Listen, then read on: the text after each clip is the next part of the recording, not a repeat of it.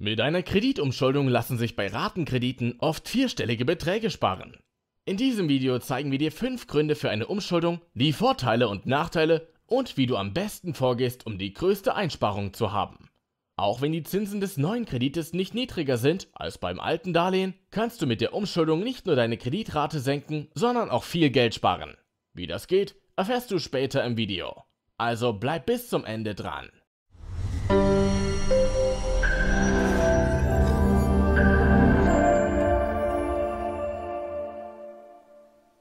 Hallo und herzlich willkommen bei Geldrat. Wenn dir das Video gefällt, würden wir uns sehr über einen Like von dir freuen. Legen wir los. 5 Gründe, warum du alte Kredite umschulden solltest. Erstens, günstigere Zinsen durch verbesserte Bonität. Fast alle Banken legen die Höhe des Kreditzinses auf Basis der Bonität fest und diese kann durch verschiedene Dinge positiv beeinflusst werden. Vielleicht ist dein Einkommen gestiegen, seit du den Kredit abgeschlossen hast? Oder du hast geheiratet und kannst den Umschuldungskredit daher mit einem Mitantragsteller aufnehmen? Eventuell ist auch ein zweiter Kredit, den du bei der Antragstellung des laufenden Kredites noch hattest, mittlerweile abgezahlt? All das kann deine Kreditwürdigkeit steigern und die Zinsen bei deinem Umschuldungskredit senken. Zweitens, Leitzinssenkung. In den letzten Jahren sind die Zinsen für Kredite immer weiter gefallen. Grund dafür waren die Leitzinssenkungen der Europäischen Zentralbank. Wenn du also alte Kredite hast, die noch in Zeiten abgeschlossen wurden, in denen die Leitzinsen höher waren, sollte sich die Umschuldung lohnen. Grundsätzlich gilt, je älter der Kredit, desto größer die Einsparung. Aktuell steigen die Zinsen wieder, sodass du schnell handeln solltest, wenn eine Umschuldung in Frage kommt. Drittens, Restschuldversicherungen loswerden. Restschuldversicherungen sind teuer. Für einen 10.000 Euro Kredit liegen die Kosten bei ca. 1.200 bis 1.700 Euro, also gut 12 bis 17% der Kreditsumme. Sie werden auf die Nettokreditsumme aufgeschlagen, sodass du sie monatlich mit deinem Kredit bezahlst. Die Umschuldung kannst du also auch nutzen, um alte Restschuldversicherungen loszuwerden. Viele Banken drängen zum Abschluss einer solchen Versicherung. Die ist aber bei Krediten in der Regel nicht nötig und außerdem gibt es so viele Ausschlüsse und Wartezeiten, dass sie in den meisten Fällen ohnehin nicht hilft. Wenn du mit einem Kredit umschuldest, bei dem du die Restschuldversicherung nicht abschließt, kannst du allein dadurch schon eine Menge Geld sparen. Tatsächlich sind hier, je nach Restlaufzeit und Kreditsumme, Einsparungen von mehr als 1.000 Euro möglich. Viertens, teure Dispo-Kredite ausgleichen.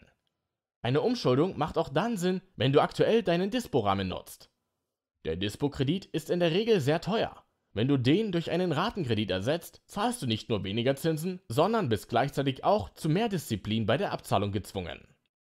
Fünftens, Bonität verbessern. Hast du aktuell mehrere Kredite, kannst du mit einem Umschuldungskredit auch deine Bonität verbessern. Banken bewerten deine Kreditwürdigkeit nämlich auch anhand der Anzahl deiner Gläubiger. Wenn du also mehrere Kredite zu einem neuen, größeren zusammenfasst, hast du nur noch eine Bank, an die du abzahlst, und das senkt das Risiko für zukünftige Kreditgeber.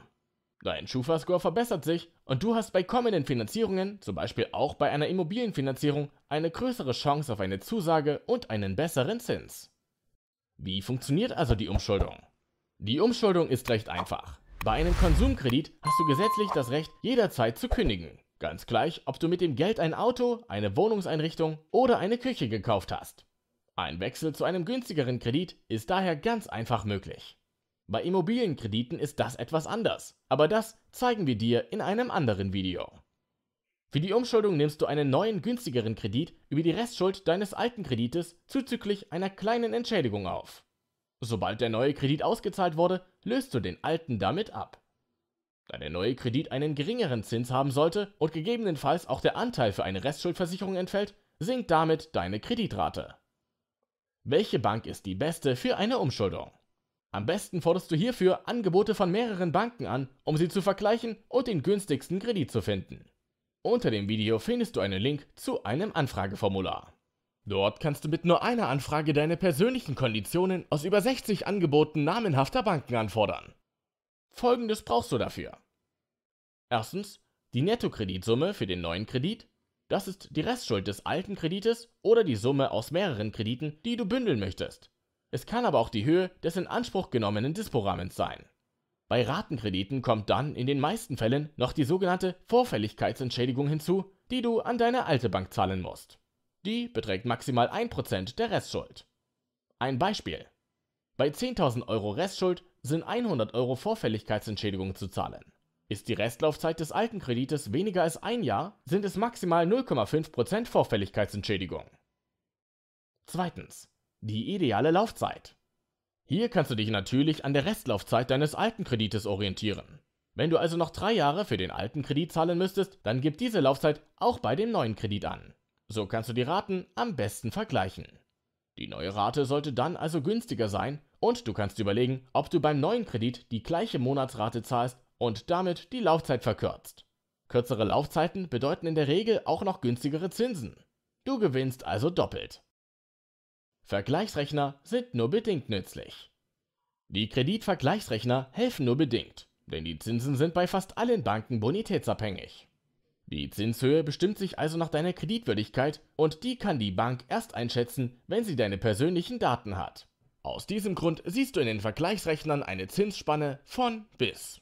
Dabei kann der Höchstzins schon mal das Dreifache vom niedrigsten Zins betragen. Und das bei der gleichen Bank. Etwas zuverlässiger ist da schon das repräsentative Beispiel, das zeigt, zu welchen Konditionen 2/3 aller Kunden einen Kredit erhalten. Am besten nutzt du aber das Anfrageformular unter dem Video und du erhältst so innerhalb weniger Stunden persönliche Angebote von verschiedenen Banken. Da in diesem Fall du ja Geld von deiner Bank erhältst, spielt die Bonität der Bank keine Rolle. Du kannst also ganz einfach die günstigste Bank wählen. Wenn du das Geld dann auf dem Konto hast, kannst du den alten Kredit ablösen. Das geht ganz bequem mit dem Kreditwechselservice, den viele Banken anbieten. Dabei musst du bei der neuen Bank nur eine Vollmacht ausfüllen und die Bank kümmert sich um die Abwicklung bei der alten Bank. Wenn die neue Bank den Wechselservice nicht anbietet, dann kannst du das alte Darlehen ganz einfach per Brief kündigen und durch den neuen Kredit ablösen.